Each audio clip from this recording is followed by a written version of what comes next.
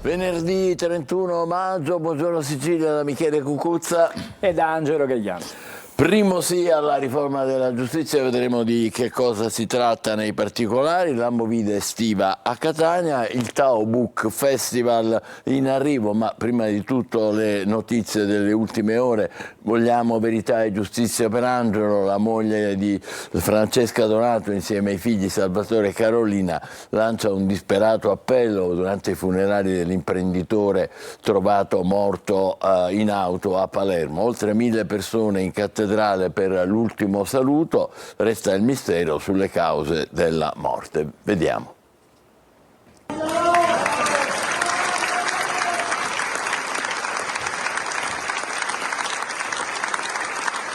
Più di 1000 persone si sono strette attorno a Francesca Donato e ai figli per dare l'ultimo saluto all'imprenditore Angelo Onorato, trovato morto sabato scorso nella sua auto con una fascetta di plastica stretta al collo, lacrime e dolore in cattedrale a Palermo. Si indaga per omicidio, ma la pista privilegiata al momento è quella del suicidio. In prima fila, in chiesa, anche Totò Cuffaro, amico e segretario nazionale della DC, partito in cui militava sia Onorato che la moglie Donato. A dare un supporto alla famiglia anche l'assessore Nuccia Albano. Con la voce tremolante, a fine messa, parla l'eurodeputata e moglie di Onorato. Vogliamo verità e giustizia per Angelo per poter superare questo grande dolore. Perché voi mi state dando una forza che mi servirà tutta per andare avanti senza di voi. Io voglio dire una cosa, in questa città c'è tanto odio, ma c'è ancora più amore. E questo dobbiamo ricordarcelo sempre e fare in modo che l'amore trionfi su questo odio.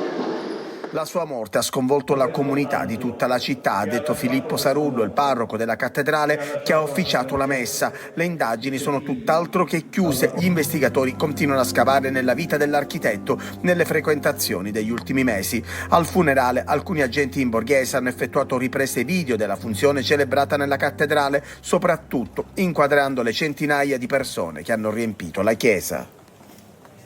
Siamo alla crisi idrica in Sicilia, va avanti la protesta degli agricoltori dell'Agrigentino ai piedi della diga Castello. La regione ha annunciato che l'acqua dell'invaso Gammauta sarà convogliata per poi renderla disponibile a scopi irrigui per i campi, ma i manifestanti vogliono vedere altre iniziative concrete. Non si ferma la protesta di agricoltori, amministratori locali e cittadini ai piedi della diga Castello per l'utilizzo delle sue acque a fini irrigui. Le azioni annunciate dalla Regione nelle ultime ore non frenano la mobilitazione. È stata diramata una nota attraverso la quale sono stati resi noti i termini di un accordo pronto per la sottoscrizione tra l'Assessorato regionale dell'energia e dei servizi di pubblica utilità ed Enel Green Power, che prevede di convogliare l'acqua dell'invaso Gammauta, utilizzata per la produzione di energia che viene attualmente dispersa, verso la diga Castello per poi renderla disponibile a scopi irrigui nell'Agrigentino. Una soluzione, dicono i manifestanti, da tempo prospettata ma che finora si è rivelata una falsa promessa. Nel frattempo la siccità ha avuto effetti devastanti sul raccolto, che registra un calo dell'80% rispetto agli anni passati. Siamo qui non solo per protestare ma per far capire la situazione gravissima delle prese in giro da mesi e mesi. Ormai siamo stanchi e devastati perché aspettiamo delle risposte da più di 3 mesi, 4 mesi e nessuno ci dà retta. Secondo l'accordo, il Dipartimento regionale dell'acqua e dei rifiuti, gestore dell'invaso, ha comunicato all'autorità di bacino sia il volume disponibile per l'uso potabile, più di 2.300.000 metri cubi, sia la capacità di emergenza, altri 2 milioni di metri cubi, cioè quella quota da prelevare in situazioni di eccezionale gravità. Sarà poi l'autorità a valutare l'eventuale assegnazione di una parte di questa riserva di emergenza a usi irrigui e i prelievi saranno costantemente monitorati per non compromettere la funzionalità della diga. Ancora per la crisi idrica a Palermo prosegue la protesta di Coldiretti, senza acqua non ci sarà più cibo, gridano allarmati, le promesse dei governi nazionale e regionale non sembrano rassicurare agricoltori e allevatori. Contributi per il foraggio agli allevatori e interventi idrici in continuità con quanto avviato in questi mesi. Sono le rassicurazioni fornite dalla Regione a una delegazione di agricoltori che è stata ricevuta da un gruppo di tecnici della Presidenza siciliana guidata dal capo di gabinetto Salvatore Sammartano. La Sicilia ha rassicurato sull'erogazione immediata di 20 milioni di euro di aiuti d'urgenza e 10 milioni per il settore zootecnico, ma agli agricoltori in presidio le rassicurazioni non bastano. Siamo senza acqua, per cui i nostri pozzi stanno scendendo in maniera vertiginosamente le nostre falde e soprattutto la cosa ancora più grave è molto salata. Questo comporta, la salinità dell'acqua comporta una moria delle piante, una cascola dei nostri frutti e non sappiamo materialmente come affrontare una situazione estiva e come affrontare l'estate e il caldo che adesso arriverà nelle nostre campagne. Nonostante gli impegni assunti, Coldiretti resta sotto Palazzo d'Orléans come promemoria al governo e alla regione. Gli agricoltori staranno lì a turno fino a quando non ci saranno risposte concrete anche sui tempi reali di erogazione e su altri settori non ancora inseriti negli aiuti come quello cerealicolo. Martedì hanno anche inscenato un corteo da Piazza Marina fino a Piazza Indipendenza, dove sono rimasti in presidio. Erano più di 1000 in quel corteo, adesso sono qualche decina che si alterna al presidio stabile per far da promemoria al governo e alla regione. La siccità ci sta uccidendo, dicono in maniera chiara nel lanciare il loro allarme che stavolta non permetteranno cada nel vuoto. È il momento di dare un'occhiata ai giornali con Angelo Gagliano.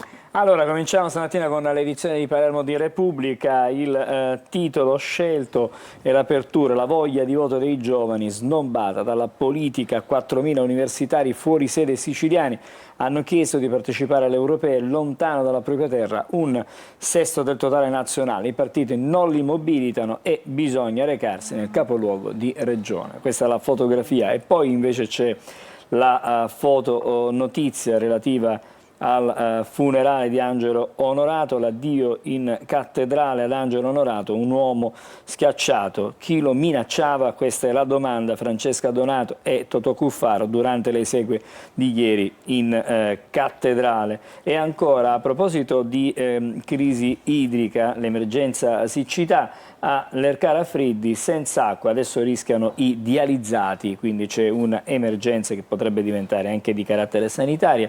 E allora vediamo proprio questo approfondimento dalle pagine interne. C'è questo allarme: a Lercara manca l'acqua, tremano i dializzati, così rischiamo la vita. Il centro specializzato assiste 25 pazienti che devono depurare il sangue. Per ora arrivano le autobotti da Castronovo. Nel paese del Palermitano l'erogazione viene garantita soltanto ogni 3 o 5 giorni. Questa è la situazione. Ma torniamo alle pagine interne sempre del quotidiano, l'edizione di Palermo di Repubblica, con i funerali di Angelo Onorato. La moglie scuote le esequie, vogliamo la verità sulla fine di Angelo. Francesca Donato: non si dà pace come gli amici che hanno partecipato al rito in cattedrale, è stato un omicidio. E vedete per l'appunto anche delle foto. Restiamo a Palermo per altre due vicende. Le ZTL stop ai furbetti, entreranno gratis solo le auto di servizio,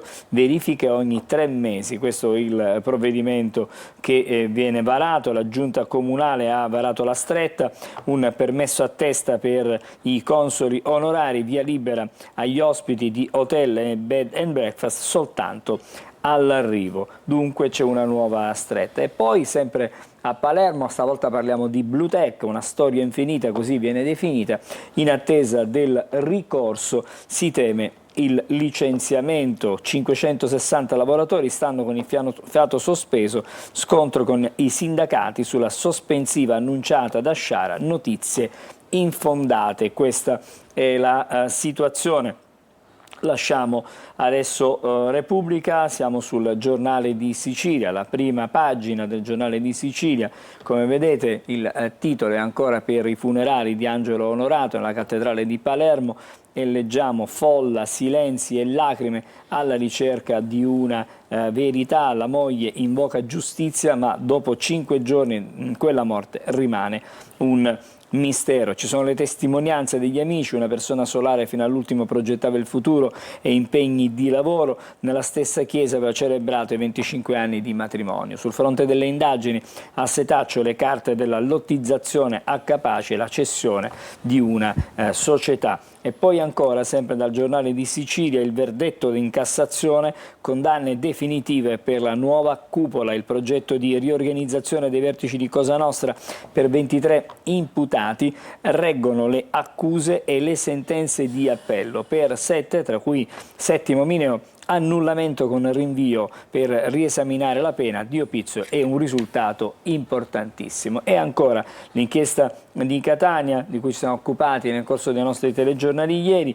frode fiscale, coinvolte 37 società, 12 gli arresti. La mente del raggiro sarebbe un imprenditore originario di Canicattì. Restiamo sulla prima pagina, sempre del Giornale di Sicilia, perché ci sono anche delle notizie che riguardano i fatti nazionali e anche internazionali. Cominciamo dai fatti intanto internazionali: le armi all'Ucraina, vertice NATO, si rafforza la linea dura, mentre invece per quanto riguarda le questioni italiane, a Padova Giuda Ponte della A4 uccisa dal compagno, un delitto shock. E intanto la cerimonia alla Camera per ricordare Matteotti, ricordato a 100 anni dall'assassinio, la Meloni fu vittima di squadristi fascisti. Questa è la prima pagina del Giornale di Sicilia. Adesso vediamo anche la prima del quotidiano La Sicilia, eccola qui. Si parte proprio dal delitto Matteotti: Meloni condanna gli squadristi. 100 anni dopo, cerimonia in Parlamento, la Premier ricorda il delitto fascista. E poi ancora la riforma della giustizia, subito partito l'iter nel centrodestra, si pensa adesso a delle modifiche. E intanto anche qui fotonotizie, come possiamo vedere, leggere insieme: scene da un funerale, lo strazio e l'appello della moglie di Onorato, morto in circostanze misteriose. La polizia firma le esequie in cattedrale. E ancora dalla prima pagina, blitz della finanza in mezza Italia: maxi, frode e riciclaggio, la regia criminale era proprio a Catania. Per l'emergenza idrica sì all'uso irriguo, ma gli agricoltori, come abbiamo sentito prima nel servizio, occupano a Bivona la diga Castello. Per l'energia, idrogeno africana, la Sicilia come snodo, isole Eolie e Green già entro il 2030. E poi l'occupazione, vedete, contratti record, mai così dal 2004, tra i nuovi assunti soprattutto delle donne. Questa è la notizia che viene fuori stamattina a proposito di occupazione. Adesso andiamo a vedere la prima pagina anche della Gazzetta del Sud. Messina, un primato da difendere, dal tramonto dell'era dei cassonetti al porta a porta alle app digitali. Il riferimento è a quest'app che consente praticamente di sapere come fare la differenziata. Dopo aver raggiunto unico tra i principali comuni dell'isola, il 57% di raccolta differenziata dei rifiuti, adesso si punta al 65%. Buone notizie intanto per quanto riguarda i collegamenti: nave ferma da 12 giorni, le Eolie sono in protesta, ma la rassicurazione è che la nave sarà presto disponibile. Sulla Nerea, indagini in corso per incidente ad un marittimo, aumentano le tariffe, mancano le navi per le isole Eolie, scatta la protesta. La goccia che ha fatto traboccare il vaso, dopo il sequestro di ben 2 navi, è stato il fermo di un nuovo traghetto che dopo l'incidente è stato bloccato a Lipari, dove si trovava da 12 giorni. La regione getta acqua sul fuoco, abbiamo avuto rassicurazioni sul ripristino del collegamento. E poi anche qui sulla prima pagina della Gazzetta del Sud: Meloni, Matteotti ucciso dallo squadrismo fascista. A Montecitorio presente Mattarella all'omaggio al deputato socialista, scomodo per il regime assassino. Il suo ultimo discorso del 30 maggio del 24, letto da Alessandro Prezioso. E poi le notizie che ci proiettano già, ai fatti che vedremo fra non molto in prima pagina non solo sui quotidiani nazionali. Ok di Biden a colpire la Russia con armi USA, la NATO influenza Washington, autorizzazione per Kiev, ma solo vicino a Kharkiv. Questi sono chiaramente i limiti. E allora andiamo alle pagine interne del quotidiano della città dello Stretto. Vedete la vicenda della nave Nerea, è ferma da 12 giorni alle Isole Olie, scatta l'ennesima protesta, la regione ha avuto rassicurazioni e c'è il nodo delle tariffe. E poi a Favignana vietato girare a torso nudo nel centro storico, un provvedimento del sindaco Forgione, vale anche per chi entra nel Palazzo Florio o all'ex stabilimento delle Tonnare, un provvedimento che fa già discutere. Prima di chiudere ci occupiamo anche di calcio questa mattina, partendo dalle pagine interne di Repubblica Palermo. Ecco Zanetti in pole per la panchina dei rosa, calcio offensivo e grinta che infiamma, è il favorito in una cinquina di nomi della quale fanno parte anche Dionisi e D'Angelo. Una sorprendente promozione con il Venezia, un ottimo anno nella massima serie con l'Empoli. Questo è il bigliettino da visita per quello che potrebbe essere il futuro allenatore del Messina, del Palermo. A proposito di Messina invece torniamo sulla Gazzetta del Sud. Il Messina di Modica ha fatto divertire Bonina, i playoff erano alla portata, adesso bisogna dare continuità al progetto. L'imprenditore barcellonese, in qualità di sponsor della società, ha seguito da vicino le sorti dei giallorossi. Ci fermiamo qui. Bene, tra poco la rassegna stampa nazionale, state con noi, buongiorno Sicilia, a più tardi.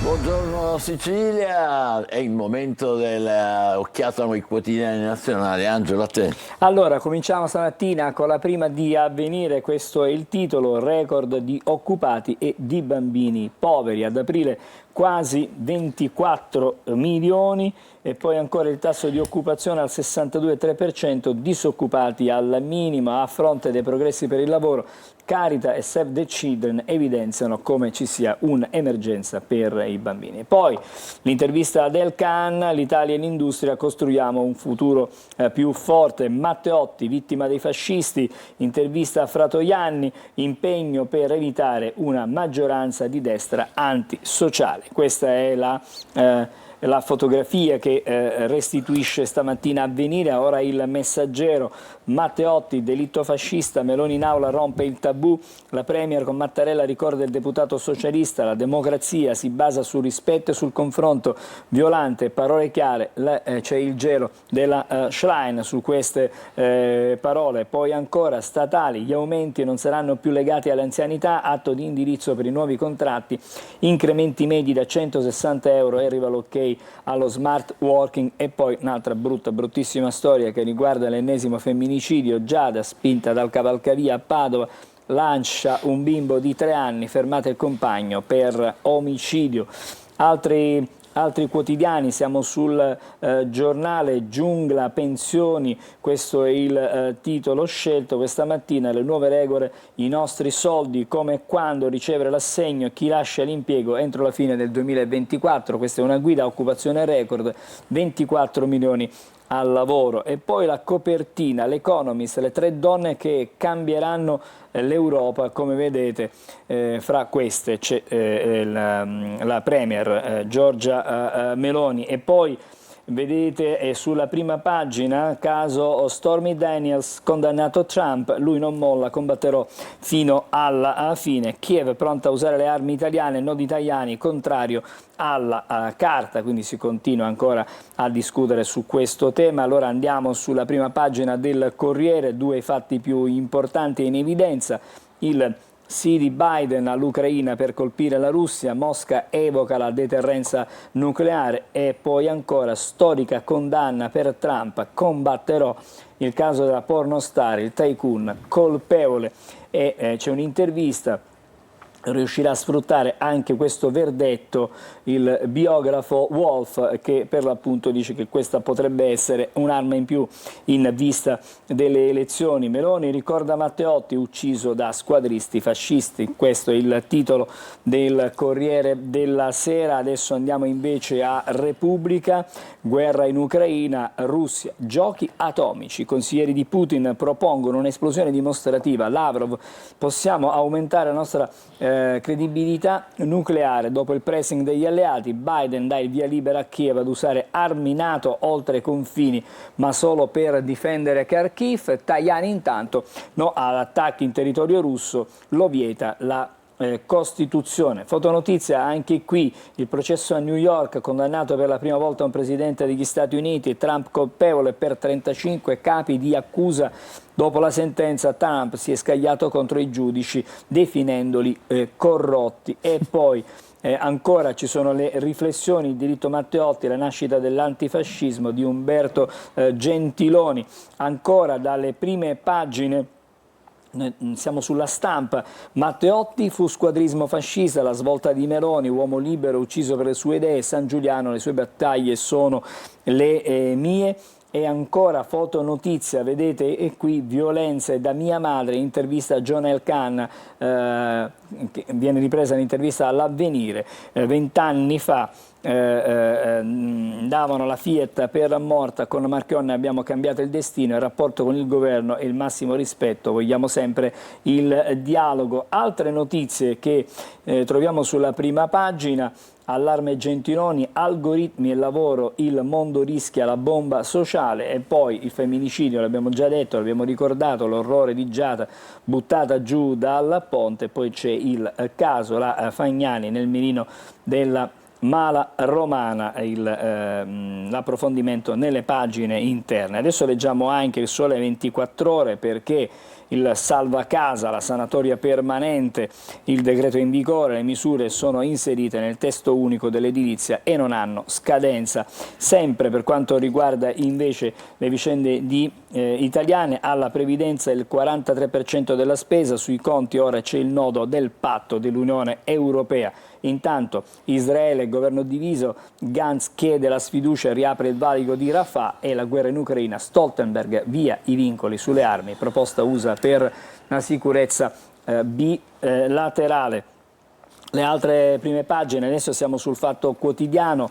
Il governo non usi Falcone, voleva solo funzioni distinte, parla Morville, il cognato di Giovanni. Poi ancora 2 anni di bellicismo e ora temono la guerra, Tajani, mai nostre armi anti-Russia, la NATO soffia, Macron, coalizione di istruttori a Kiev, patto fra Zelensky e Biden, Parolin, fermatevi, e Roma scopre l'articolo 11. E ancora, sempre dalle prime pagine, siamo adesso sull'Unità, la Meloni non è più fascista, molti atti del governo restano fascisti. 100 anni fa, il discorso di Matteotti, questo è il titolo. E poi sbirraglia, nasce una milizia per la repressione in carcere, l'ultima trovata di Del Mastro.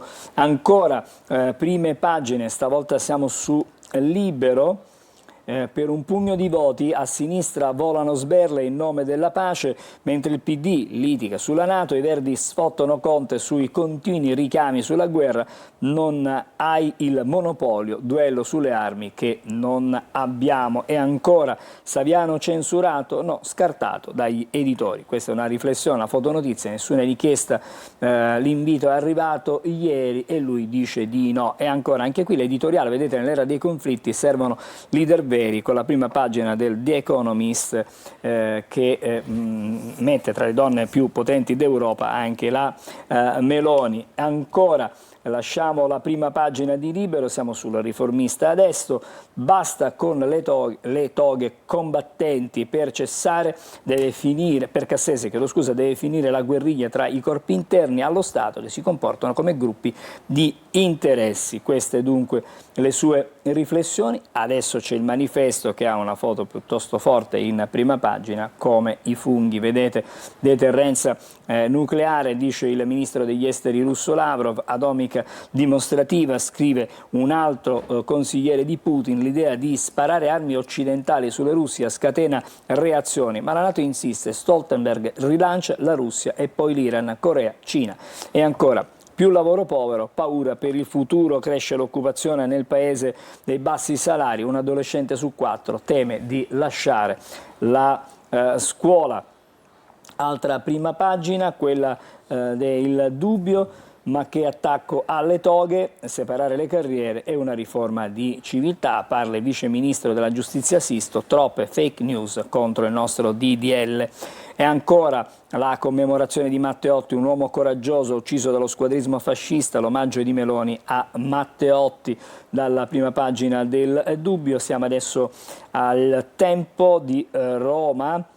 Cantiere Melusconi, questo il titolo scelto stamattina, giustizia, premierato, lavoro, così il governo porta a casa le grandi battaglie di Silvio, ma resta la sfida per l'Europa. E poi ancora sulle prime pagine di questa mattina, siamo adesso su un quotidiano, Italia Oggi, ecco il grande fratello dell'Unione Europea, la disciplina antiriciclaggio prevede un registro dei titoli effettivi degli immobili, dei titolari, chiedo scusa, un database europeo sulle cassette di sicurezza, sui conti correnti e sulle criptovalute. Questo scrive Italia Oggi. Siamo all'ultimo titolo che andiamo a leggere questa mattina sulle pagine nazionali. Abbiamo scelto la Nazione di Firenze, armi contro la Russia, il sì di Biden nel giorno del summit NATO, i media americani, via libera dalla Casa Bianca a colpire il territorio russo vicino a Kharkiv, alto là del Vaticano a usare gli aiuti militari oltre il confine ucraino, Tajani rischio escalation, l'analista, la linea rossa e l'invio di truppe. E poi a foto notizie, vedete qui il Trump condannato, storica sentenza, l'ex presidente colpevole per il caso Pornostar, il tycoon, una vergogna, il vero verdetto sarà alle urne. E chiudiamo ancora con il ricordo del Meloni di Matteotti ammazzato dai fascisti, 100 anni dell'omicidio. Per la rassegna stampa nazionale ci fermiamo qui.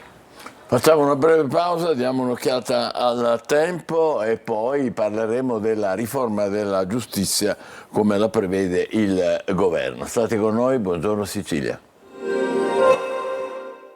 Bentrovati da Clara Ventura. Nella giornata di venerdì nuova perturbazione in transito al nord con fenomeni particolarmente intensi e con qualche effetto anche nelle aree interne del centro. Meglio invece al sud e sulle due isole maggiori, sulla Sicilia. Dunque l'alta pressione dominerà la scena meteorologica garantendo tempo stabile assolato, seppur avremo nella seconda parte della giornata il transito di più nuvole sul versante ionico.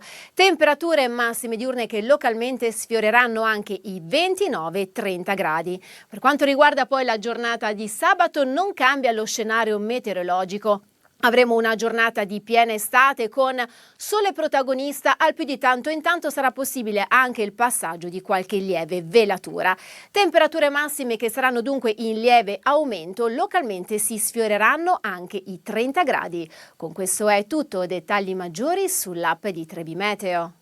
Eccoci qua in diretta, siamo pronti per parlare della nuova riforma della giustizia, la riforma del ministro Nordio. Con noi la persona giusta per discuterne, il presidente dell'Associazione Nazionale Magistrati Distretto di Catania, il dottor Giancarlo Cascino. Buongiorno e benvenuto. Buongiorno a lei, buongiorno a voi. Cominciamo subito per capire innanzitutto, questa riforma che prevede il governo è una riforma di tipo costituzionale, cioè sarà necessario la doppia lettura, intervallo di 3 mesi, altrimenti il referendum? Certamente sì, perché è una riforma che va a incidere sull'assetto costituzionale della magistratura. Oggi dai costituenti voluta unica e che con il disegno di legge costituzionale si vuole separare in 2 distinte carriere, inquirente e giudicante. Cambia un po' la Costituzione e quando succede questo, quando succede questo c'è un procedimento legislativo aggravato, doppio passaggio nelle Camere a maggioranza assoluta, quindi votazioni doppie in ciascuna Camera, e se nella seconda votazione non si raggiunge la maggioranza dei 2/3 si può andare su richiesta a un referendum popolare. Quindi Come potrebbe molto succedere con il premierato? La stessa cosa, un po' diversa, chiaramente parliamo di due cose completamente sono argomenti diverse. diversi, ma le procedure potrebbero essere uguali. Allora, cominciamo dal primo punto di cui tanto si discute, e cioè la separazione delle carriere. Sì. Allora, finora i magistrati stanno tutti insieme, adesso invece il magistrato dovrà fare una scelta definitiva sin dall'inizio della sua carriera: o fa il pubblico ministero, cioè quello che conduce le indagini, oppure fa il giudice che decide, che giudica nei tribunali o nelle corti. Le carriere saranno separate sin dall'inizio, sin dai concorsi, ognuno per ogni funzione. Che cos'è che non vi va? Beh, innanzitutto già l'approccio, se mi permette, non è correttissimo, nel senso che oggi le carriere sono già non separate, sono separate le funzioni. Quindi oggi si svolgono o funzioni giudicanti o funzioni requirenti. Già oggi il passaggio da una funzione all'altra non è assolutamente libero, ha dei presupposti molto particolari. Sostanzialmente, in estrema sintesi, bisogna addirittura cambiare regione, quindi per il passaggio da una funzione all'altra, e con l'ultima riforma Cartabia del 2022 si può fare solo una volta nei primi 9 anni di carriera. Quindi che ci fosse il bisogno di andare a separare le carriere quando già le funzioni sono distinte, questa è una cosa che va spiegata. Quindi la vostra preoccupazione qual è? Che il pubblico ministero possa finire sotto il controllo del governo? Di fatto, in tutte le legislazioni europee in cui il pubblico ministero è separato dalla funzione giudicante, c'è una evidente attrazione verso il potere esecutivo. Con questo, però qua il governo nega più volte. Il governo nega, però quando noi andiamo a separare da una funzione giurisdizionale unica un corpo portandolo al di fuori, non è assolutamente prevedibile dove si vada a collocare questo organo separato. E ripeto, tutte le volte in cui abbiamo visto organi inquirenti separati, l'attrazione verso il potere esecutivo o verso la polizia giudiziaria è sempre stato evidentissimo. Gli avvocati ce l'hanno con voi, anche gli avvocati. Io ho letto stamattina Petrelli, il presidente dell'Unione delle Camere Penali, dice che voi siete corporativi e che questa cosa dell'unitarietà delle carriere è un dogma, una specie di cosa religiosa. Non è né un dogma né una cosa religiosa, e non è neanche una cosa a cui si tiene per un interesse personale o per un tornaconto di categoria. Noi ci teniamo e ribadiamo tutte le volte in cui abbiamo possibilità di dirlo, che ci teniamo a un pubblico ministero che faccia parte della cultura della giurisdizione. Quello che si vuole portare avanti con questa riforma, che è una riforma costituzionale, è quello di puntare a una terzietà del giudice dinanzi a due soggetti nella stessa posizione, il pubblico ministero e l'avvocato. In realtà non si possono assimilare le due cose, perché l'avvocato è una parte privata, il pubblico ministero è una parte pubblica. Il pubblico ministero deve raccogliere gli elementi di prova a carico, ma anche quelli a favore. E io nella mia carriera ho visto tantissimi pubblici ministeri chiedere le archiviazioni o l'assoluzione degli imputati, cosa che non è assolutamente suscettibile di chiedere allo stesso modo nei confronti di un avvocato che fa solo gli interessi di una parte del proprio assistito. Ed è proprio questo che vogliamo evitare, un pubblico ministero che si appiattisca solo sull'accusa laddove si volesse introdurre un concorso per chi vuole accusare tutta la vita. Allora, se si separano le carriere, si dovrebbero separare anche il Consiglio Superiore della Magistratura. Ricordiamo agli ascoltatori, mi corregga se sbaglio, io che sono solo un giornalista, il Consiglio Superiore della Magistratura è l'organo di autogoverno dei magistrati, quindi che decide assunzioni per concorso, trasferimenti, promozioni, provvedimenti disciplinari, garantisce insomma la perfetta autonomia della magistratura, che è un terzo potere indipendente del nostro Paese e della Costituzione. A questo punto, se dividono i magistrati funzione requirente e funzione giudicante, ci dovrebbero essere o due consigli superiori o un consiglio superiore con un doppio binario composto, diciamo, da quelli che si occupano dei magistrati che giudicano e quelli che si occupano dei magistrati invece che accusano o che inquisiscono. E il disegno di legge costituzionale prevede proprio questo, la unitamente alla separazione delle carriere, la separazione di due e la formazione di due distinti consigli superiori della magistratura, e introduce anche sia nella componente laica, perché il Consiglio Superiore della Magistratura è composto per 1/3 da membri eletti dal Parlamento e per 2/3 da magistrati, il sorteggio dei componenti del Consiglio Superiore della Magistratura. Altra questione su cui la magistratura associata nella sua prevalente opinione è assolutamente contraria, perché non abbiamo mai creduto all'uno vale l'altro, i magistrati sono uno diverso dall'altro e si ha tutto il diritto di portare al Consiglio Superiore della Magistratura le persone che si candidano e che riescono a acquisire il consenso per i particolari meriti o caratteristiche. Quindi attualmente è così, non ci sono sorteggi, ma se uno vuol far parte del Consiglio si Superiore candida, della Magistratura, collegi nazionali, e viene quindi eletto dai colleghi che vanno poi a rappresentare. Benissimo, adesso passiamo ai provvedimenti disciplinari, che è una delle funzioni come abbiamo detto, del Consiglio Superiore della Magistratura. Si introduce una nuova struttura che si chiama l'Alta Corte, giusto, che è composta da 15 giudici, 3 nominati, leggo, 3 nominati dal Presidente della Repubblica, 3 estratti a sorte, 6 giudicanti e 3 requirenti. Anche questo non vi va giù.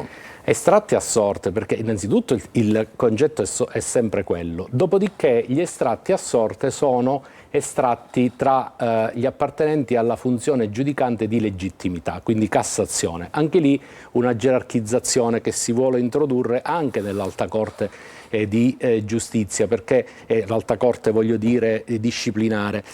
E peraltro l'elettività per sorteggio a sorte, anche lì un'altra questione sulla quale si ha molto da valutare, non c'è il tempo, ma soprattutto anche il rimedio.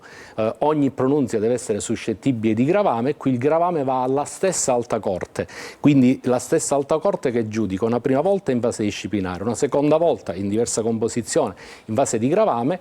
Non è dato comprendere quando mai ci si potrà ricorrere ad un giudice terzo ed esterno. Dottore, però l'osservazione principale che fa il governo nei confronti dell'estrazione a sorte, che a voi vi sta tanto, come dire, antipatica, è che siccome voi siete divisi in correnti, cioè avete le vostre organizzazioni, in realtà poi come dire, le promozioni, gli spostamenti le fate perché vi organizzate fra di voi. Cioè, invece state a sorte, ma Rameo non lo potete più fare. Allora, questa è la descrizione di una patologia del sistema, non della fisiologia del sistema. Le correnti in magistratura ci sono sempre state perché rappresentano il coacervo di una serie di persone, di colleghi che la pensano allo stesso modo su determinate cose. Che poi le correnti, soprattutto in passato, abbiano determinato una degenerazione del sistema di nomine e di individuazione di copertura dei posti apicali, questo è sicuramente avvenuto. Ma non vuol dire che le correnti implichino necessariamente questo sistema. D'altra parte, quando questo è successo, si è intervenuti, ci sono stati procedimenti disciplinari per questo, ci sono state carriere bloccate per questo, ci sono state destituzioni dalla magistratura per questo. E d'altra parte, oggi ogni pronunzia sull'avanzamento e assegnazione degli incarichi è suscettibile di un'impugnazione al giudice amministrativo, che può annullare le delibere e portare il Consiglio Superiore della Magistratura nuovamente a pronunziarsi in maniera vincolata sulle indicazioni del giudice amministrativo. Oggi leggevamo su un quotidiano, adesso non mi ricordo quale, secondo il quale anche il giudice Falcone, che tutti ovviamente ricordiamo con grande riconoscenza e dolore per quello che gli è capitato, aveva un orientamento analogo per qualcosa che riguarda la riforma, che poi voi smentite naturalmente, ma vediamo un po'. Se riesco a trovare. Mi pare che fosse. Posso anticiparla io perché conosco l'argomento. Certamente, dottore. Era solo per renderlo chiaro. I fautori della separazione delle carriere dicono e sostengono, guardate che Falcone parlava assolutamente di separazione delle carriere, e se lo diceva Giovanni Falcone, che è una persona... è una voce più che autorevole, no? Ecco. In realtà il discorso va un po' precisato, perché innanzitutto Giovanni Falcone ha svolto funzioni inquirenti e funzioni giudicanti, è passato dalla funzione di accusa alla funzione di giudizio. Quindi lui stesso dobbiamo dire questa cosa. Ma poi lui non parlava in maniera come dire asettica della separazione delle carriere, parlava della specializzazione della funzione inquirente. Lui voleva un ufficio di procura specializzato, formato e molto più da questo punto di vista predisposto alla raccolta di mezzi di prova. Quindi ripeto, le cose vanno anche dette esattamente nel modo in cui stanno. L'associazione magistrati si orienta verso lo sciopero? Questo io non sono in grado di dirlo né di prevederlo. Sicuramente è un progetto di riforma che tocca tantissimo il nostro modo di vedere il nostro lavoro e la nostra cultura. Io vorrei precisare che quando si portano avanti determinati discorsi o ragionamenti da questo punto di vista non si fa per un tornaconto personale o per un discorso di categoria, si fa per un discorso di interesse della società e dei cittadini. Noi riteniamo che la società e i cittadini non abbiano alcun giovamento da questo punto di vista. È una riforma epocale che chiederà tempi, dispendio di energie economiche, di tempi di approvazione, senza toccare in alcun modo i problemi della giustizia, che sono i tempi dei processi, la copertura degli organici, la presenza di cancellerie con personale adeguato alla celebrazione dei processi. Se manca questo, i processi non si fanno. Io dico solo questo, io sono un giudice di appello, la metà delle nostre pronunzie sono di prescrizione dei reati. Caspita, quindi vuol dire che è passato il tempo e non si è potuto fare nulla. Vediamo un attimo quel quotidiano, solo per ricordare quello che lei ha già precisato. Il Fatto Quotidiano, c'è un'intervista a Morvillo, il cognato di Giovanni Falcone, che dice il governo Nusi Falcone voleva solo funzioni distinte. Esattamente quello che ho detto poco fa. Giovanni Falcone è uno che ha impersonato funzioni di accusa e di giudizio. Quindi non poteva mai dire che voleva da solo le funzioni, voleva la specializzazione del pubblico ministero, che è una cosa un po' diversa. L'ultima domanda, dottore, riguarda Catania. Come va a finire per quanto riguarda i vertici della magistratura? Perché mi pare che ci sia qua, i giornali, noi parliamo così, i giornalisti siamo secchi, c'è un braccio di ferro fra Puleio e Curcio dopo che Ardita è stato, diciamo così, accantonato. No, guardi, su queste cose io preferisco non entrare assolutamente. C'è un Consiglio Superiore della Magistratura che deve valutare queste candidature e lo farà, speriamo, nel migliore dei modi, valorizzando solo le caratteristiche oggettive dei candidati, sperando che scelga fra tutti i candidati quello che sia il migliore per la gestione della cosa pubblica a Catania. Quindi la politica anche qui non c'entra nulla, giusto? Ci auguriamo di no. Ci auguriamo di Grazie, no. ringraziamo molto per le precisazioni e le osservazioni il dottor Giancarlo Cascino, che è presidente dell'Associazione Nazionale Magistrati del distretto di Catania. Ci ha aiutato a capire molto di che cosa parliamo quando sentiamo parlare nei telegiornali della riforma Nordio. Adesso state ancora con noi, tra poco parleremo d'altro, la movida estiva, temi più leggeri, ma anche lì però ci sono dei interventi delle forze di polizia per prevenire i guai che ogni tanto periodicamente purtroppo si verificano. A più tardi. Grazie.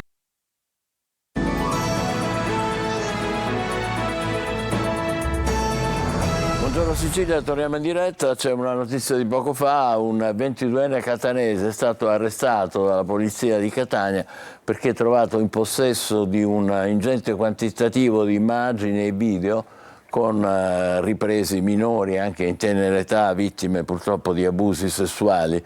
L'indagato archiviava il materiale illecito in alcuni dispositivi elettronici e in sistemi protetti da password. Questa indagine ha preso il via da un'attività di analisi su materiale informatico che è stato sequestrato dalla Polizia Postale di Verona e che riguarda appunto lo sfruttamento sessuale di minori. Sono piaghe che purtroppo esistono anche ancora oggi. E naturalmente la polizia ha realizzato questo arresto, questo sequestro di materiale, e noi qui ce l'abbiamo, la polizia, con la vicequestore di Catania, la dottoressa Manuela Arecca. Grazie per essere qui e complimenti anche per quest'ultima operazione. Vogliamo parlare però della Movida, che poi ogni tanto d'estate succede sempre qualcosa e diciamo però sta Movida c'è. Allora voi avete fatto una riunione del Comitato Provinciale per l'Ordine e la Sicurezza Pubblica, presieduta dal prefetto di Catania, per cambiare un po' le cose. In che senso? Sì, diciamo che ci avviciniamo, siamo oramai alle porte della stagione estiva, quindi chiaramente è assolutamente necessario, dopo aver seguito le attività della Movida durante l'inverno, cominciare a pensare ad una rimodulazione ovviamente di questi servizi. E proprio nella sede del Comitato per l'Ordine e la Sicurezza Pubblica, presieduto dal prefetto, unitamente a tutte le altre forze di polizia, insieme alla polizia locale, ad associazioni di categoria, sono stati, diciamo, si è puntato su quelle che saranno le esigenze anche di questa stagione estiva. È chiaro che principalmente abbiamo potuto vedere negli scorsi anni un po' assistiamo ad una movimentazione dei turisti, ma anche dei cittadini catanesi, dal centro storico prevalentemente vissuto durante l'inverno ovviamente al litorale. Noi abbiamo una fascia di litorale così ampia che è chiaramente abbastanza ricca di locali di intrattenimento, di locali di ristorazione, eccetera, quindi quelli cominciano ad essere i nostri obiettivi. Quindi, scusi se la interrompo, questo vuol dire che nella vostra iniziativa anche di prevenzione, di organizzazione del lavoro, prevedete località tipo Aci Castello, Aciriale, Mascalucia, Nicolosi, Pedara, Zafferana? Sì, assolutamente sì, sicuramente la provincia è anche questo un nostro obiettivo, lo è già da qualche mese con un'attività della Polizia di Stato che è incisiva in questo senso, ma diciamo a cura di tutte le forze dell'ordine, così come stabilito in sede di comitato, sicuramente il litorale, la stessa Viale Kennedy con i lidi della Playa, che ben presto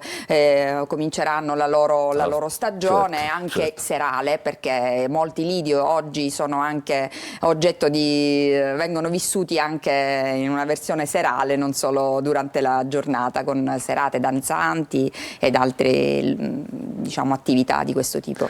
Leggo che vi dedicherete a un'adeguata campagna informativa, cioè che cosa divulgherete? Abbiamo comunque sicuramente la campagna informativa fa parte dell'attività di prevenzione, che è il principale punto di partenza per garantire, diciamo, una vivibilità di questi luoghi. È importante la partecipazione di tutti, quindi attraverso le associazioni di categoria, degli esercenti commerciali, dei titolari dei locali di intrattenimento, chiaramente li stiamo compulsando affinché si adeguino a quelle che è la normativa di settore, quindi nelle relative richieste di autorizzazioni che sono necessarie perché tutto venga svolto secondo le regole. Questo ovviamente a tutela principalmente dei fruitori dei servizi per la sicurezza, quindi delle attività che vanno a fruire, ma anche di quanti si rispettano le regole, quindi è importante che non ci si abitui ad un'illegalità nella gestione di questi servizi, che sono servizi importanti, e per cui li sollecitiamo attraverso una campagna di informazione, una compulsazione diretta. Quindi voi coinvolgete anche le associazioni di categoria dei gestori dei locali? Assolutamente sì, è volontà del questore sicuramente quella di appunto invitarli ad un adeguamento alla normativa di settore. Perché quello che è successo non tanto a Catania, obiettivamente, ma nei mesi scorsi in altre città, diciamo così, senza voler colpevolizzare nessuno, è che delle volte c'è una sorta di distanza fra locali, gestori dei locali e forze di polizia, vigili urbani anche, eccetera. Per cui loro dicono delle volte, ma qui poi noi rimaniamo soli per quanto riguarda la distribuzione degli alcolici, per quanto riguarda gli orari della musica, la diffusione della musica, fino a che ora, eccetera, eccetera. questo si è registrato qua e là, ripeto, non a Catania, non tanto. Sì, perché effettivamente la normativa è abbastanza dettagliata e riguarda diversi aspetti, come ha ben detto lei. Noi sicuramente anche poi quando facciamo azioni di controllo, così come appunto stabilite in sede di comitato, sono spesso dei controlli che noi chiamiamo dei controlli integrati, cioè anche quelli, anche in quell'occasione coinvolgiamo anche gli organi deputati al controllo degli alimenti e deputati al controllo delle emissioni sonore, facciamo spesso controlli unitamente alla polizia locale, che ovviamente ha delle competenze specifiche nei settori per esempio dell'occupazione del suolo pubblico, degli spazi, dei tavolini e delle sedie che spesso diciamo appunto occupano più delle volte correttamente gli spazi, altre volte no, e anche quello la polizia locale è importante che contribuisca, quindi sicuramente è un lavoro in sinergia. Ma a proposito di spazi, dottoressa, leggevo nei giorni scorsi la questione di Deor, che è una questione nazionale, non è solo certamente dalle nostre parti, dappertutto, per cui sono liberalizzati, non sono liberalizzati, ci sono limiti, non ci sono... A un certo punto si trovano tavolini dappertutto che creano questo, contribuiscono, senza anche qui voler colpevolizzare nessuno, però contribuiscono a creare un po' di caos delle volte, no? Perché non c'è neanche lo... Sì, è vero, diciamo che movimento, credo questo non è compito ovviamente della Polizia di Stato, però sicuramente si è compreso che l'attività nel senso che la valutazione un po' di queste anche, cioè si è compreso che l'attività di intrattenimento, l'attività di ristorazione è sicuramente il fulcro fondamentale delle città turistiche e quindi si sta passando attraverso un favorire lo sviluppo di queste attività che sono sempre maggiori, che sono sempre numerose, quindi queste sono scelte, sì, quindi assolutamente. Non si criminalizza il fatto che ci sia sempre di più, anche perché i turisti poi vogliono questo. I turisti vogliono questo e città turistiche come le nostre, come tante altre, sicuramente devono consapevolmente passare da questa necessità. È chiaro che questo comporta un bilanciamento di interessi tra i residenti, tra chi deve circolare con l'auto in zone delle realtà del centro storico, e il bilanciamento di interessi impone una chiaramente valutazione ed un coinvolgimento di tutti. Certo, voi naturalmente lo vedrete poi volta per volta e sono anche riservate le decisioni che prendete, però diciamo, a noi interessa sapere come cittadini come dire, ci sarà un controllo e una prevenzione che non siano oppressive, ecco, si può arrivare a questo? Sì, assolutamente si deve arrivare a questo, ed è per questo che come dire, le direttive anche ministeriali, le valutazioni che vengono fatte in sede di comitato per l'ordine e la sicurezza pubblica, le analisi poi tecniche che facciamo in sede di tavoli tecnici allo scopo di consentire al questore di emettere un'ordinanza che coordini le attività delle diverse forze di polizia, nello specifico degli interventi che facciamo nel sabato sera, durante l'estate, anche il venerdì, insomma le giornate non sono solo neanche il fine settimana, d'estate non c'è neanche solo il fine settimana da attenzionare,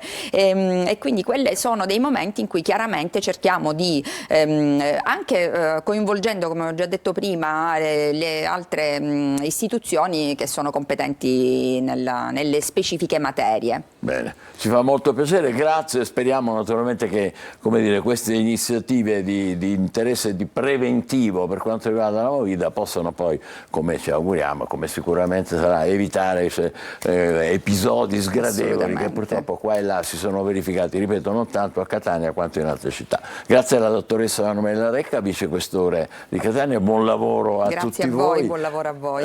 E adesso noi facciamo una breve pausa e poi ci occuperemo di Tao Book che sta per avvicinarsi. State con noi, buongiorno Sicilia.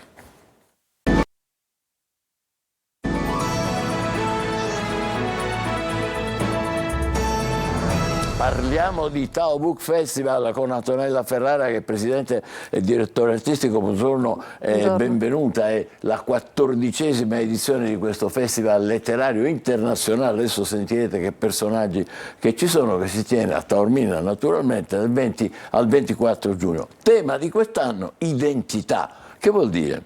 Esatto, allora abbiamo voluto affrontare il tema dell'identità al plurale, quindi perché vogliamo mettere al centro della nostra indagine il rapporto con l'altro, quindi recuperare il senso del termine identità mettendo in evidenza l'interazione con l'altro, diciamo il nostro essere con il mondo come presupposto fondamentale del nostro essere nel mondo.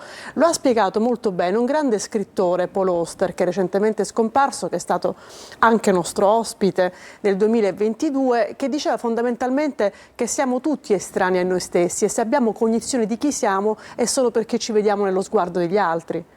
È giusto. E quindi è il confronto che è un po' quello che poi sì, la non, fa non c'è identità senza alterità. Ecco, non c'è questo. identità senza che ci siano gli altri che ci in qualche modo identificano. È presieduto da Nino Rizzonervo, un giornalista famoso che noi tutti conosciamo e stimiamo. C'è letteratura, musica, teatro, cinema, arti visive e anche ospiti internazionali, 200 dall'estero. Sì, esatto, da 30 paesi del mondo e quindi questa è un po' la nostra cifra, che è un festival che si fonda e si basa sul rapporto tra la letteratura e le altre arti. Non di meno quando si parla di letteratura si può facilmente parlare anche di altre materie che attingono dalla letteratura. Mi riferisco all'economia, alla geopolitica, in cui chiediamo agli intellettuali, quindi ai nostri scrittori, di prendere posizione e anche di esprimere le loro idee sul tema e anche sul mondo, che poi è il ruolo degli intellettuali. Darete dei premi naturalmente, io adesso qua ne accenno alcuni che avete segnalato voi, per la letteratura il norvegese Jon Fosse. Mi corregga se Jon Fosse. Non mi permetto di correggerla. No, le pronunce sono importantissime. Sì, Jon Fosse. È il premio Nobel per la letteratura 2023, sarà premiato con il nostro Tao Book Award all'eccellenza letteraria, ma non è solo in questa categoria. Avremo anche Jonathan Safran Foer, famosissimo autore americano, ebreo-americano di origine ucraina, quindi sul tema delle identità siamo veramente, come dire, in un confronto con un autore che in un suo famosissimo libro ragiona sulla recherche delle sue origini, raccontando questo viaggio dagli Stati Uniti all'Ucraina. Beh, interessantissimo, è ogni cosa illuminata, perché infatti. Poi è al centro dei guai del mondo in questo momento, Ucraina e Medio Oriente. Esatto, poi abbiamo anche il punto di vista dell'Europa, un altro degli scrittori premiati, dei letterati, è Fernando Aramburu, famosissimo scrittore spagnolo, molti lettori lo amano soprattutto per alcuni libri in cui parla del tema dell'identità come patria, ad esempio, e lui sarà anche uno dei nostri e ospiti. Avete anche la francese, qua sbaglio sicuro, Yasmina Reza è premiata. Ma non sarà presente per motivi di salute purtroppo, però era tra le premiate e quindi era tra le premiate attese che invece non saranno presenti. E comunque la conferma dell'ampiezza dell'apertura internazionale del Tao Book. Naturalmente presenze nazionali importantissime, Alessandro Baricco che ha il suo nuovo spettacolo. Esatto, Alessandro Baricco interviene in una veste non solo di scrittore, ma anche di regista teatrale, di autore teatrale, perché quello che andremo a presentare a Tao Book il 23 giugno al Teatro Antico è il suo spettacolo Atene contro Melo, tratto da un testo di Tucidide. È un testo Tucidide, qui siamo proprio al classico dei classici. Esatto, tra l'altro al Teatro Antico sarà uno spettacolo molto bello che ragiona sul tema della guerra, che guerra e identità sarà anche il tema di cui parlerò un attimo più avanti, che è il tema al centro della nostra sessione geopolitica, ma tornando e concludendo l'intervento su Baricco, certamente è uno spettacolo corale, inclusivo, lui sarà la voce narrante di questo spettacolo che ha scritto insieme a due attrici straordinarie che sono la Solarino e la Rocca. Valeria Solarino e Stefania Rocca, esattamente, e ci sarà poi un parterre musicale d'eccellenza perché avremo Sollima che ha tra l'altro scritto le musiche originali per questo spettacolo accompagnato dai 100 cellos, quindi uno spettacolo imperdibile. 100 il 23 giugno. Sono violoncellisti, esatto, sono 100 violoncellisti che 100 violoncellisti, esatto, una cosa meravigliosa. Sì, invaderanno il Teatro Antico guidati dalla maestria di Sollima e con la voce di Baricco e poi le voci anche delle due attrici, quindi Stefania Rocca e Valeria Solarino che lo accompagneranno. Il 23 giugno alle 21 al Teatro Antico. Questo da non perdere, un po' tutto, ma questo in modo particolare. Al Teatro Antico c'è anche il gala il 22. quindi il giorno precedente. Me lo sono dimenticato, no. dica lei. Allora, il Teatro Antico è protagonista a Tao Book in 2 serate quest'anno e quindi il 22 giugno abbiamo il nostro gala che inizia alle ore 21:30, in cui è un gala di spettacolo e di letteratura e di premiazioni, anche in cui verranno conferiti i nostri premi, non solo alle eccellenze letterarie, agli scrittori di cui abbiamo parlato, ma anche il premio per esempio alla musica, al cinema, e quindi tra i protagonisti avremo la cantante Noemi. Avremo per la danza i Momix con il loro fondatore Moses Pendleton che verrà a ritirare un premio. Avremo l'Étoile della Scala Nicoletta Manni che si esibirà accompagnata dall'orchestra del Teatro Massimo Bellini di Catania, che ricordiamo è coproduttore musicale della serata, un partner molto importante e strategico. Ma Glenn Cooper c'è pure? Glenn Cooper torna dopo 6 anni in Italia e siamo felicissimi che abbia scelto la Sicilia e Tao Book in particolare per lanciare il suo nuovo romanzo, quindi avremo anche questa chicca da offrire al nostro pubblico appassionato di letteratura. Esatto, Glenn Cooper presenta un nuovo romanzo in anteprima a Tao Book, poi continuerà un tour europeo. Poi abbiamo tutta la sezione dedicata anche alle altre, al cinema, ad esempio avremo Ferzan Ospete che presenta il suo nuovo libro e Kasia Smutniak che ci racconta invece cosa significa passare dall'altra parte della macchina da presa. La conosciamo tutti come attrice. Presenterà la sua carriera adesso anche di regista. E non sarà l'unica protagonista del mondo del cinema Tao Book, che si basa sul rapporto tra letteratura, cinema e turismo, quello che chiamiamo cineturismo, quindi la valorizzazione di luoghi attraverso le immagini di location in cui vengono ambientati film, nel nostro caso soprattutto tratti da libri. Ma qualche siciliano c'è? L'Auci c'è o no? Stefania Auci, una delle protagoniste eccelse del nostro festival, noto a tutti per i Leoni. Esatto, sarà protagonista di uno di questi incontri in cui raccontiamo come da un'idea, dalla parola scritta, si possa passare all'immagine che poi attraverso le piattaforme o il grande cinema arriva a milioni di telespettatori, no? O di spettatori, serie o per il grande schermo dei grandi film.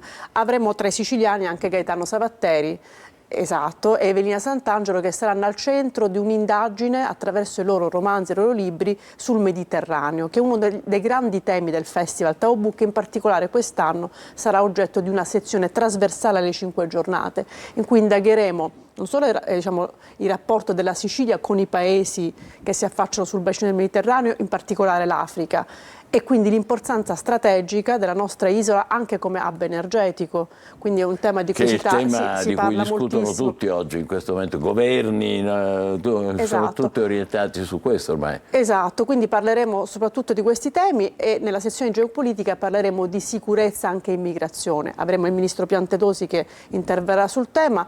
Ho sentito prima che avete affrontato il tema della giustizia, anche quest'anno avremo il ministro Nordio che parlerà della separazione delle carriere. Ah però, Bacco, quindi un'occasione in più per fare arrabbiare i magistrati. No? Speriamo di no.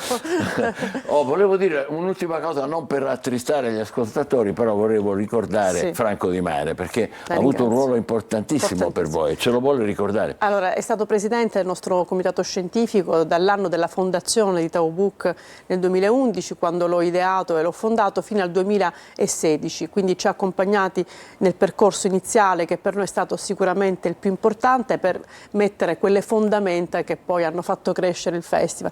Lo ricorderemo quella sera, il 22 giugno al Teatro Antico, ci sarà un tributo a Franco Di Mare, un omaggio alla sua capacità di raccontare il mondo e anche il mondo delle belle lettere, della letteratura, con la semplicità ma il genio che tutti gli riconoscono. Infatti lo stiamo vedendo e lo rimpiangiamo un po'. Vabbè, adesso per chiudere invece con un'altra atmosfera, colonna sonora dell'orchestra del Teatro Massimo Bellini di Catania. Esattamente, ci accompagna da diversi anni, è diretta dalla maestra Gianna Fratta.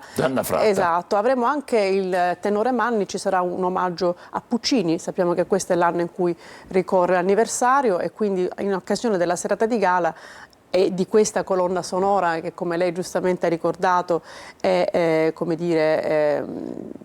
realizzata dal Teatro Massimo Bellini di Catania, dall'orchestra del Teatro Massimo Bellini di Catania, e ci sarà un omaggio alla musica tutta, in particolare alla musica di Puccini. Beh, da non perdere davvero. Tao Book Festival a Taormina dal 20 al 24 giugno. Antonella Ferrara è presidente e direttore artistico, la ringraziamo molto per averci spiegato nei dettagli il programma. Complimenti, in bocca al lupo anche per questa edizione. Grazie. Per noi è il momento dell'almanacco. State con noi, buongiorno Sicilia.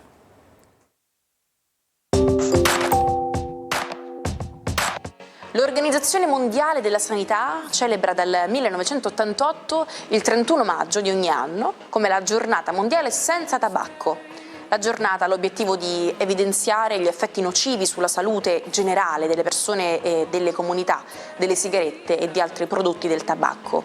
L'OMS e i suoi partner nel mondo rinnovano in questa giornata il proprio impegno sia nella promozione di politiche in grado di ridurre il consumo di tabacco, sia nella diffusione di informazioni sui rischi legati alla salute da essa provocati.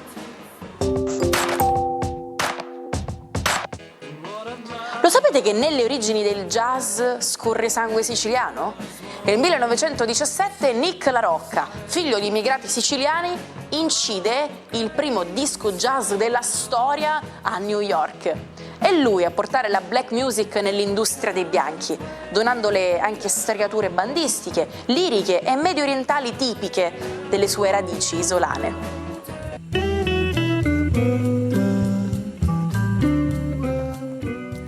È il momento di dare un'occhiata alle stelle. Che dico occhiata? Uno sguardo profondo. Quella è la Trinacria, o sbaglio? Assolutamente Eccolo sì. qua, Marco Buongiorno Amato. Sicilia. Buongiorno a te, come va? Con sto bel caffè, beato te. Tutto bene, grazie. Ma te lo sei fatto tu o te lo sei fatto portare dal bar? No, lo faccio sempre io perché il rito della moka è qualcosa di assolutamente gradevole per me, quindi amo un odore che si spande in casa tra i miei fiori e il caffè e il buongiorno, quindi A te italiano e a siciliano te la doppio. parola. Prego.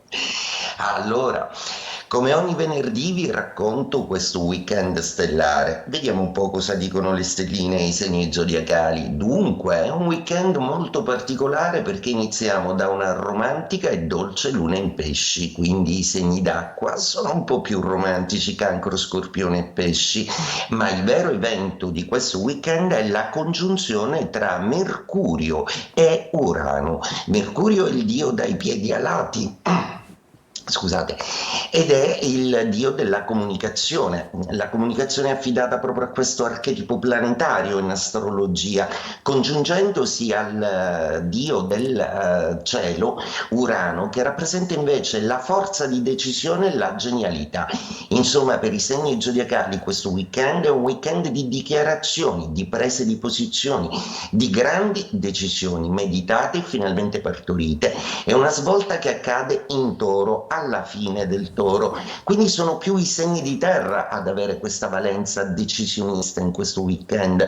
Toro, Vergine e Capricorno, che hanno, nel caso del Toro, tutta la voglia di progredire, di andare avanti, di superare delle impasse che hanno già condizionato a lungo il loro tempo, mentre invece i Vergine trovano ottimale questa genialata di congiunzione proprio perché riescono a trovare soluzioni immediate e anche degli assist inaspettati nel loro percorso, soprattutto a livello tecnico e lavorativo. Ricorda ai Vergine che la luna in pesci vi pizzica proprio perché c'è bisogno di dedicarsi anche più ai sentimenti, non c'è solo il lavoro, cari Vergine. I Capricorno invece si sentono accarezzati da questo aspetto molto prezioso e vantaggioso perché per loro rappresenta un accordo fondamentale, anche perché le configurazioni della Luna e di Venere avevano creato qualche dubbio in amore per il Capricorno che proprio questo weekend dipana e risolve, quindi un Capricorno più rinfrancato da un punto di vista sentimentale. Cosa fanno i Fuoco e gli Aria? E beh, questo aspetto è inquadratura al leone, che non gode propriamente di una grande fluidità comunicativa per adesso. Il leone fondamentalmente deve accettare che alcuni cambiamenti, anche se non li ha meditati o previsti, sono comunque dei cambiamenti rivoluzionari che apporteranno alle loro vite delle grandi novità che scopriranno nel tempo essere positive. Vi ricordo che Giove e Venere sono dalla vostra parte, quindi in bocca al lupo, sursum corde. Ariete invece ha questa configurazione in seconda casa, quindi decisioni che riguardano l'economia, il possesso, ma anche delle cose oggettive e pratiche. I Sagittario si sentono invece un pochino più distanti da questi aspetti planetari e un po' trascurati, ma proprio il tradimento di Giove, che in opposizione in Gemelli al vostro segno zodiacale, Giove è il vostro pianeta guida, vi sospinge a cercare nuove sfide, a guardare più lontano e ad andare un po' più là, magari anche accettare una proposta di lavoro che ha a che fare con lontano, con l'estero o un amore che viene da lontano. Per quello che riguarda gli Aria, Gemelli, Bilancia e Acquario, sicuramente i Gemelli questo aspetto che lo vivono da 12ª casa lo vivono in maniera intuitiva e quindi tutte le intuizioni che i Gemelli avranno questo weekend saranno preziosissime. Ascoltatele, ascoltatevi. Mentre invece i Bilancia ancora sono in attesa che arrivi una buona notizia, in attesa di rincontrare un amore lontano. Romantici Bilancia come sempre. Gli Acquario invece sono particolarmente interessati da questo aspetto, sia perché in quadratura, quindi un po' distonico, ma Urano è pianeta dell'Acquario, quindi un Acquario incredibilmente più comunicativo e socievole, che deve riprendere però le fila di alcuni rapporti trascurati. Ricordo che l'Acquario è anche il segno delle amicizie, dimensione fondamentale per questo segno zodiacale, per cui un recupero affettivo va bene. Fate una telefonata, insomma, ecco, tutto qua.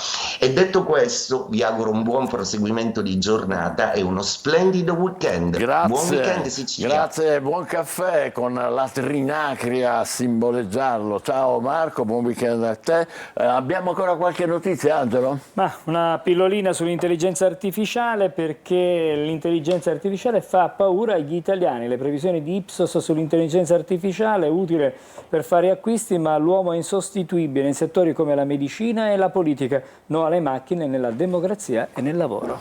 E adesso, amici in ascolto, buon weekend!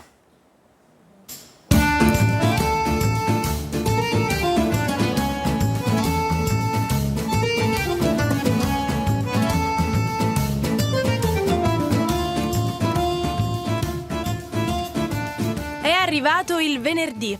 Siamo pronti per vivere questo fine settimana e per proporvi le migliori cose da fare in questi giorni. Vi raccomando, prendete nota per non farvi sfuggire nulla. Musei aperti e gratuiti in Sicilia non solo la prima domenica di ogni mese, ma anche in 3 date festive del 2024. Il 25 aprile, il 2 giugno e il 4 novembre. Una decisione dell'assessorato regionale dei beni culturali e dell'identità siciliana, in linea con le disposizioni del Ministero della Cultura. Non si paga il biglietto d'ingresso nei luoghi della cultura regionali, tra cui la Galleria di Palazzo Abatellis, il Museo Archeologico Antonio Salinas e al Museo d'Arte Moderna e Contemporanea di Palermo, il Museo di Trapani Agostino Pepoli e la Galleria di Palazzo Bellomo a Siracusa e anche al Museo Interdisciplinare di Messina. Un'arca per proteggere il patrimonio di talento, tradizione e innovazione e garantire un futuro prospero alle diverse espressioni del teatro di figura. Come l'Arca di Noè è il titolo e il tema della 41esima edizione del Festival La Macchina dei Sogni, che si svolge a Palermo dal 28 maggio al 2 giugno 2024. La rassegna sul teatro di figura, diretta da Mimmo Cuticchio, si terrà in 4 teatri a Palermo: il Piccolo Teatro Patafisico, il Teatro Atlante, nella Sala degli Specchi del Politeama Garibaldi e nel Teatro dei Pupi Santa Rosalia. Torna la gara ciclistica amatoriale più bella della Sicilia. Dal 26 al 31 maggio con percorsi mozzafiato tra i Nebrodi e la tappa cicloturistica sull'Etna. 6 giorni alla scoperta dei Nebrodi con una tappa cicloturistica sull'Etna. 5 tappe, 6 prove cronometrate, una prova cicloturistica, 19 comuni siciliani attraversati, 420 km di percorso, 8.000 metri di dislivelli complessivi. Questi sono i numeri del Giro della Sicilia, che ha già raccolto circa 100 partecipanti, fra cui oltre 30 cicloamatori provenienti da ogni parte del mondo: Germania, Cina, Belgio, Francia, Svezia ed anche una delegazione di ben 13 ciclisti provenienti dal continente australiano. Oggi la quinta e ultima tappa con la prova cronometrata di Piraino. 38 km di percorso con 1035 metri di dislivello. Dedicato alle donne, il secondo appuntamento del Baroque Festival, una fusion tra rock e barocco con ingresso gratuito a Piazza Armerina. Il 31 maggio protagonista alle 21 in Piazza Cattedrale la Women Orchestra, ensemble di 26 elementi tutta al femminile, e poi Dolce Nera alle 22. Il 2 giugno alle 21 in Piazza Falcone e Borsellino, concerto dei Gemelli Diversi, che nel 2002 per primi raccontarono degli abusi in famiglia di una ragazza. E anche per oggi vi abbiamo detto tutto. Ci risentiamo venerdì prossimo per darvi altri imperdibili appuntamenti. Buona giornata e buon weekend!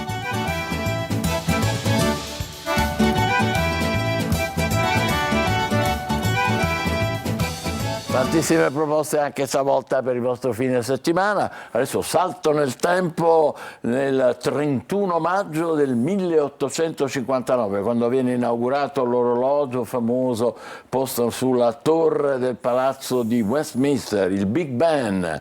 L'orologio ha 4 quadranti, uno per ogni lato, eccolo qua, fa parte del sistema anche una campana di 13 tonnellate, quella che scandisce il tempo. E il 31 maggio del 1884 Mr. Kellogg ci dà un'idea per fare colazione. Infatti in quel giorno John Harvey Kellogg brevetta i cornflakes, una ricetta vegetariana che nelle intenzioni dell'autore deve fornire tutti i nutrienti necessari alla prima colazione. Topolino adesso parla. Il 31 maggio del 1929 esce nelle sale americane The Carnival Kid, il primo cartone animato sonoro. Protagonista del cortometraggio è proprio Topolino, il più famoso personaggio di Walt Disney. Manca ancora il colore, ma l'aggiunta della voce e le nuove tecniche scenografiche decretano il successo di questo filmato. Politica italiana, 1947, 31 maggio, l'avete riconosciuto, Giulio Andreotti. Entra in carica il quarto governo De Gasperi, ne fanno parte democristiani, liberali e indipendenti, e non è un elemento di novità se non fosse appunto che per l'ingresso di un 28enne sottosegretario alla presidenza del Consiglio. Giulio Andreotti aveva soltanto 28 anni. 31 maggio del 2009 la Lega Italiana per la lotta contro i tumori organizza la giornata nazionale contro le malattie cancerogene provocate dal fumo. L'obiettivo è sensibilizzare la popolazione sull'importanza della prevenzione, della diagnosi precoce e dell'assistenza ai malati. E in questa giornata si coordina la raccolta di fondi per il sostegno alla ricerca. 31 maggio 1982, siamo alla musica, inizia la distribuzione dell'album Eye of the Tiger, l'occhio della tigre, terzo della band dei Survivor. L'album è in assoluto il maggior successo internazionale e commerciale del gruppo, grazie anche all'omonimo brano che diventa la colonna sonora del famosissimo film Rocky III, quello con Sylvester Stallone. E noi vi lasciamo con Eye of the Tiger, ci rivediamo lunedì 3 giugno, saremo già a giugno. Buon weekend a tutti, buongiorno Sicilia. Alla prossima settimana.